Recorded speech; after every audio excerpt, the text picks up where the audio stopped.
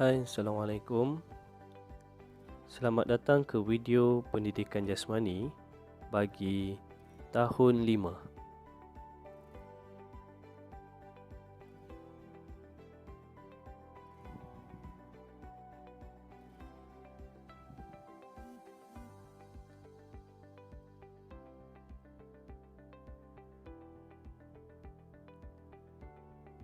Tajuk kita dalam video kali ini ialah unit 1, Jadi yang terbaik, dan akan fokus kepada kereta sorong berganda dan flip-flop.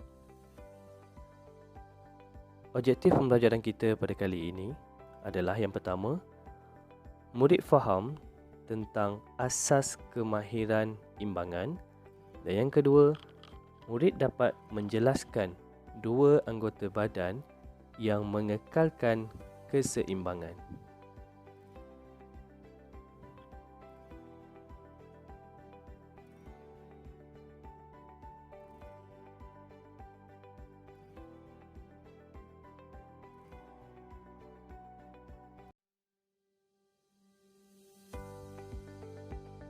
Okey, dah sedia ke? Kalau dah sedia, jom kita mulakan dengan unit 1, Jadi yang terbaik. Sekarang, rujuk buku teks pendidikan jasmani tahun 5, muka surat 1. Okey, jom.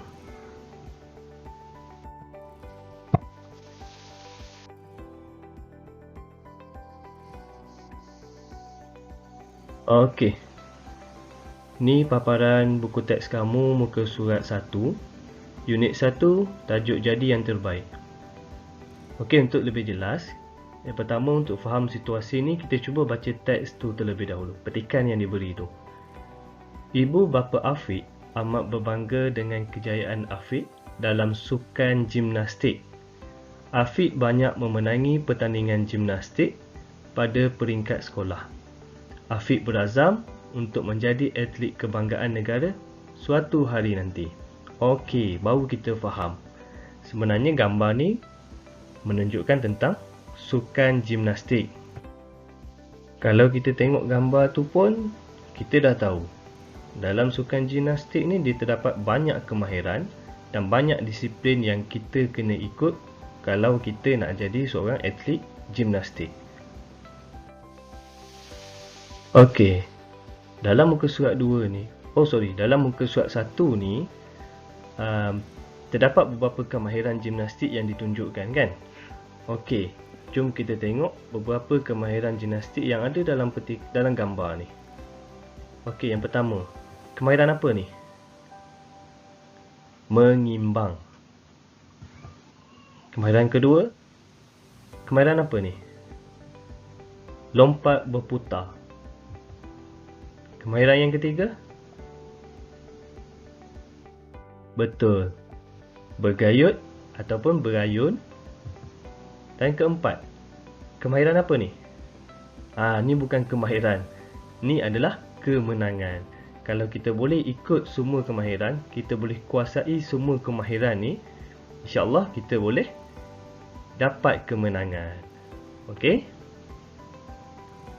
Kita pergi ke pembelajaran seterusnya.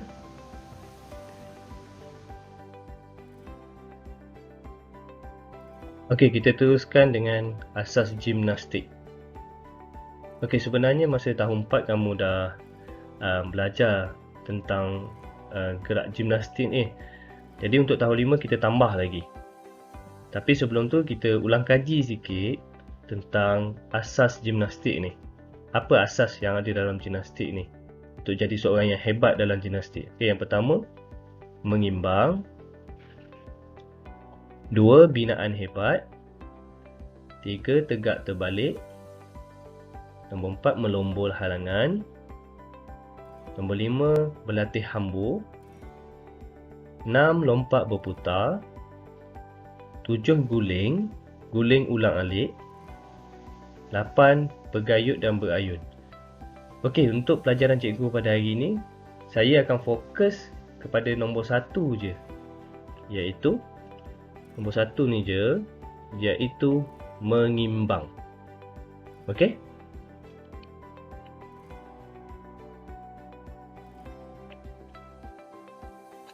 Okey.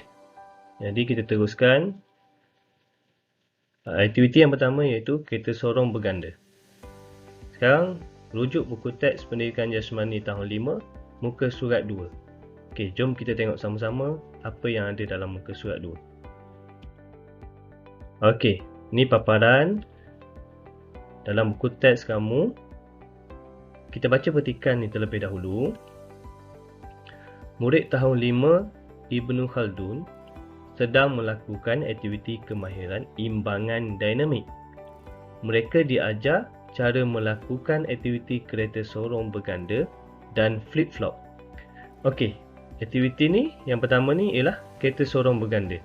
Jadi betul, hari ni kita akan belajar dua, kereta sorong berganda dan flip-flop. Kita fokus satu-satu. Tapi sebelum tu, kita nak tahu dulu apa itu imbangan dinamik ni. Imbangan dinamik. Kalau masih ingat lah, apa imbangan dinamik? Sebab kedua-dua aktiviti yang kita nak buat hari ni tentang kereta sorong berganda dan flip-flop ni, kedua-dua ni adalah bawah kemahiran dinamik, imbangan dinamik. Okey?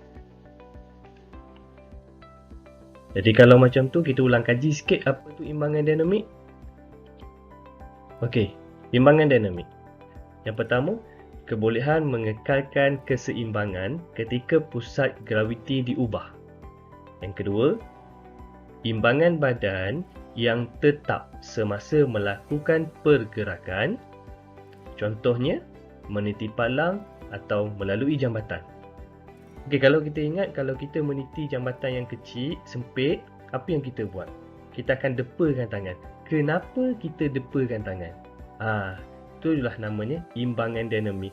Kita nak bergerak meniti palang tu ataupun meniti jambatan yang sempit tu, kita akan cuba mengekalkan keseimbangan dan kekalkan kestabilan supaya tidak jatuh. Okey, itulah imbangan dinamik. Okey, jelas? Okey, kita teruskan. Kereta sorong berganda. Aktiviti pertama yang kita nak tahu hari ni. Yang pertama, kita cuba tengok lakuan macam mana cara nak buat kereta sorong berganda. Pernah buat tak kamu ni? Aktiviti ni di sekolah. Okey, kita tengok cara lakuan. Murid 2 perlu duduk dekam. Okey, ni murid 2. Dia mesti berada dalam keadaan dekam terlebih dahulu, ataupun dalam bahasa mudah dia macam dalam keadaan merangkak lah. Macam ni lah lebih kurang. Okey. Murid 1 menyokong dengan tangan dan meletakkan kaki ke atas murid 2. Okey, murid 1 ni, dia duduk di depan murid 2 ni. Lepas tu dia kena angkat kaki dia. Okey, yang ketiga, murid 3 mengangkat kedua-dua belah kaki murid selari dengan perut. Murid 1 ni letak dulu kaki dia di atas murid 2 ni. Macam ni. Okey, tangan ni yang menyokong badan dia dan angkat kaki letak di bahu kawan yang nombor 2 ni. Dan kaki ni mesti lurus. Tak boleh bengkok. Mesti lurus macam ni. Ni pun sama, lurus.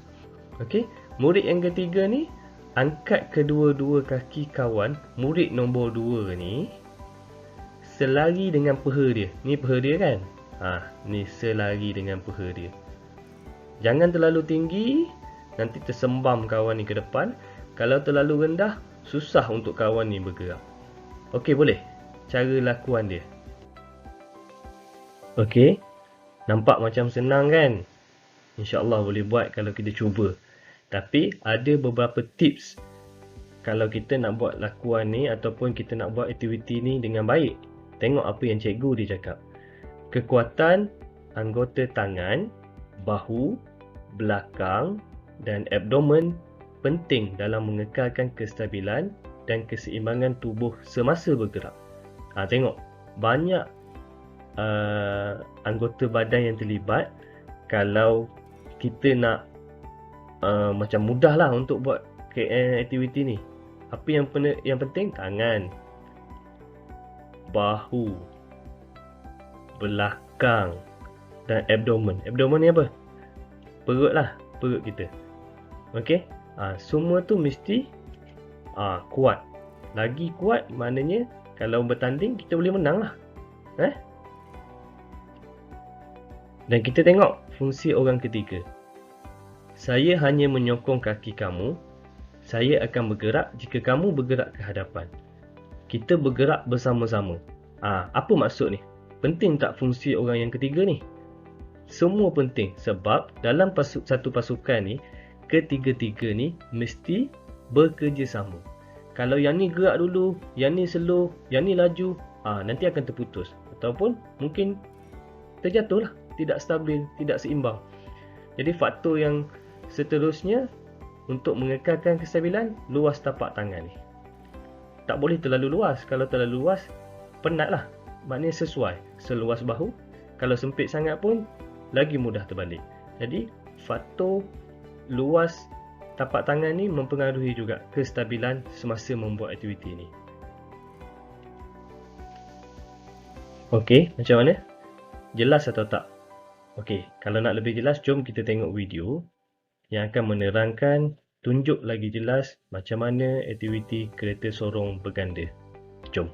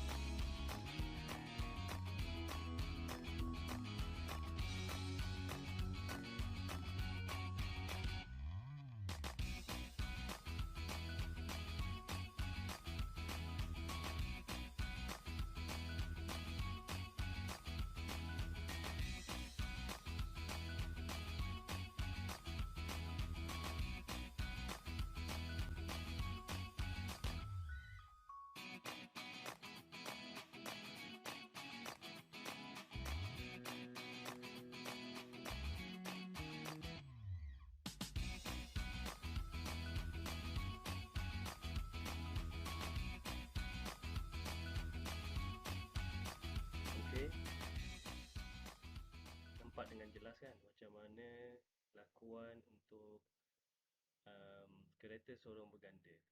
Jadi saya harap kita semua lebih faham dalam video tadi. Dan seterusnya kita akan pergi kepada aktiviti yang kedua. Aktiviti yang kedua iaitu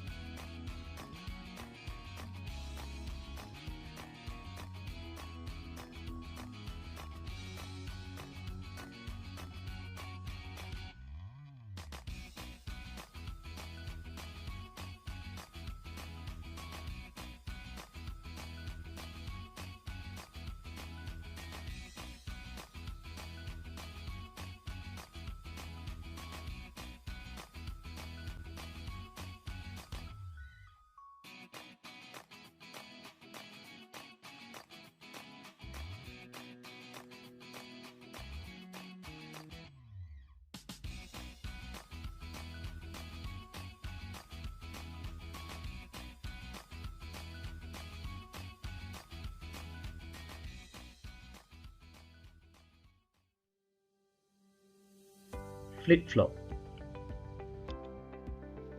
Pernah dengar tak flip-flop ni? Okey, hari ni kita nak tahu apa tu flip-flop.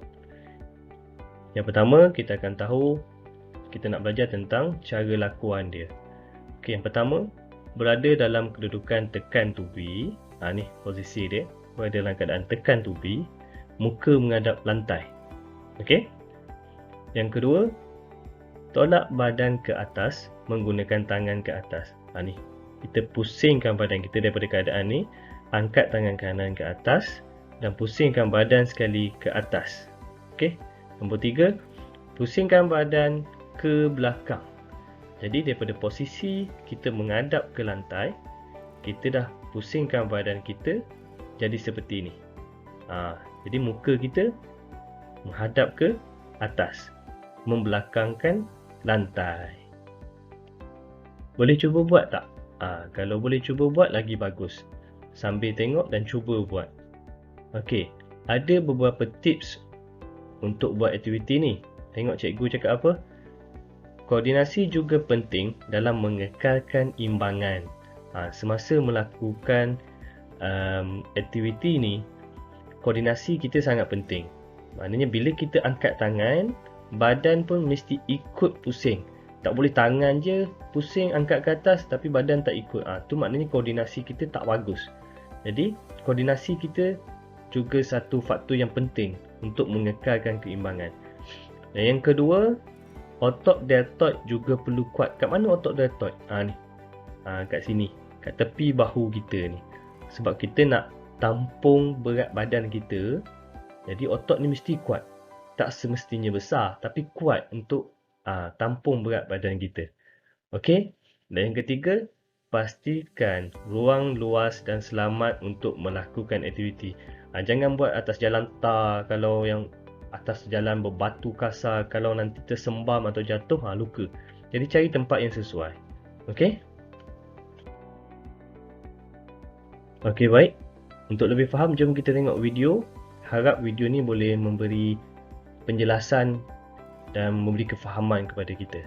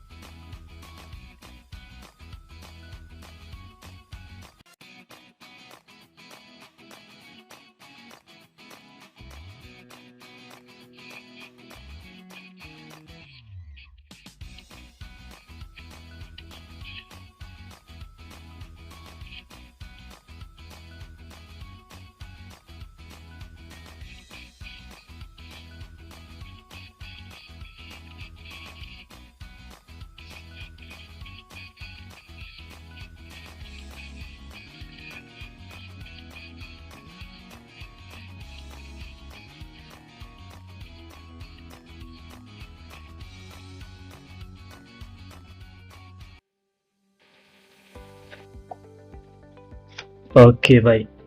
Macam mana? Saya harap semua boleh faham tentang dua aktiviti yang kita belajar hari ini, iaitu kereta sorong berganda dan flip-flop.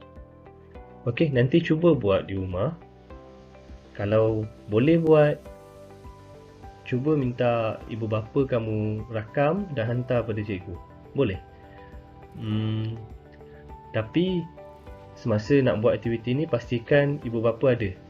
Orang dewasa ada untuk mengawasi keselamatan. Okey?